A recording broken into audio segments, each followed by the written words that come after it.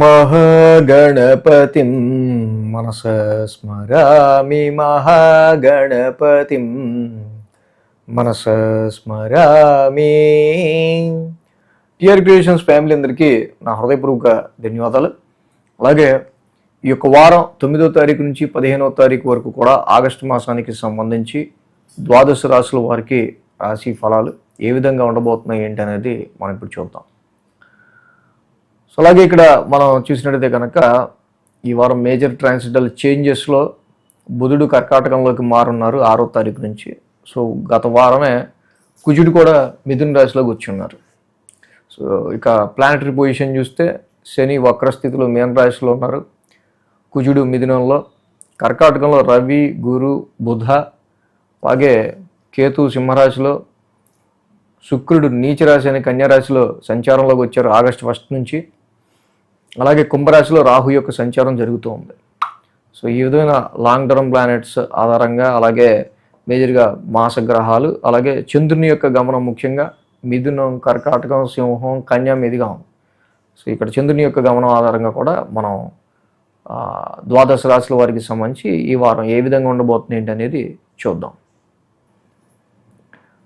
కన్యారాశి వారికి సంబంధించి చూద్దాం. కన్యారాశి వారికి రాశిలో శుక్రుడు, షష్టమంలో రాహు, అలాగే వీళ్ళకి దశమంలో కుజుడు అటు ఇటుగా అంటే కొంచెం ఆయన న్యూట్రల్గా యోగిస్తూ ఉన్నారు.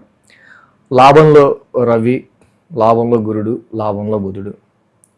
సో చాలా వరకు కూడా ఈ రాశి వాళ్ళకి 5 గ్రహాలకి అనుకూల చక్కగా ఉంది. 10, 11, 12, 1 చంద్రబలం చాలా బాగుంది ఈ వారం. 5 గ్రహాలపైనే ఈ రాశి వాళ్ళకి అనుకూలిస్తున్నాయి. కన్యారాశి వాళ్ళకి చాలా ఫటాఫట్ అలాగా కొన్ని టైం లైన్స్లో కంటిన్యూస్ వర్క్లో ఫుల్ బిజీ షెడ్యూల్లో నడిచే ఆస్కారాలు చాలా ఉన్నాయి. జాబులో ముఖ్యసూటత్వం ఓకే, కానీ అది కొన్ని సందర్భాల్లో ఇక్కడ కొంచెం యోగించకపోవచ్చు. సో గొడవలు అంటే మీరు చేసే పని మీద ఎవడన్నా అడ్డొస్తే మరి ఏందని అడుగుతాం కదా.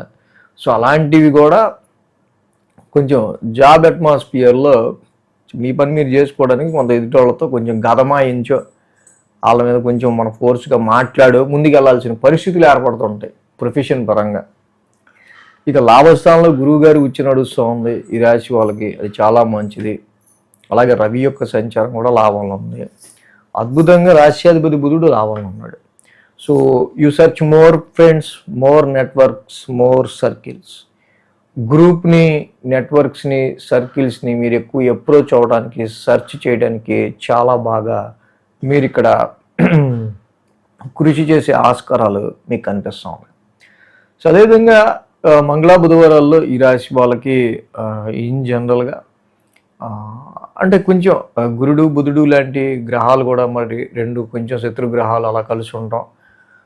మీకు ఎక్కడైతే లాభం వస్తుందో, ఎక్కడైతే ప్రాఫిట్ వస్తుందో, ఎక్కడైతే ఆర్గ్యుమెంట్ అవుతుందో అది ఆర్గ్యుమెంట్ తప్పించి ఉపయోగం లేదనుకుంటారో అలాంటి సిచ్యువేషన్స్ని వదిలేసి మీ యొక్క పాత్లో ఉపయోగపడుతుంది అనుకున్న వేలో డిస్టర్బెన్స్ గాళ్ళని పక్కన పెట్టి మీ యొక్క పాజిటివ్ గాళ్ళని తీసుకుంటూ ముందుకెళ్తే చాలా బాగా ఉపయోగకరం ఉండే ఆస్కారాలు ఈ వారం జరుగుతూ ఉంది. సో అలాగే గురు శుక్రవారాల్లో చూస్తే కనుక 1000 స్థానంలో చంద్రుని యొక్క సంచారం.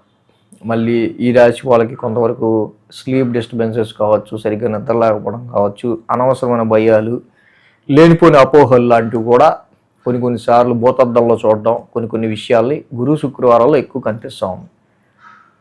సో ఓకే, ఇక్కడ చాలా వరకు ఒకళ్ళ పొజిషన్ ఖాళీ అవటం వల్ల మీకు ఆ రోల్ రావటమో, ఓ పొజిషన్ ఖాళీ అవటం వల్ల మీకు కొంత జాబ్ రావటమో, సో ఇలాంటివి మనకి ఎక్కువ కనిపిస్తున్న ఇండికేషన్స్.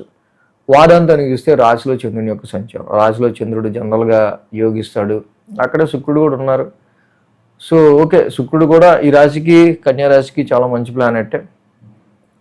కానీ ఆర్థిక పరంగా, ధనపరంగా కొన్ని లక్ అండ్ ఫార్చ్యూన్స్ కూడా చేద్దాకా వస్తాయి. కొన్ని ఆపర్చునిటీస్, ఫారెన్ ఆపర్చునిటీస్ కానీ, సో వాటిని నిలబెట్టుకునే విషయంలో కొంచెం కృషి చేయాల్సి వచ్చే ఆస్కారాలు ఉన్నాయి.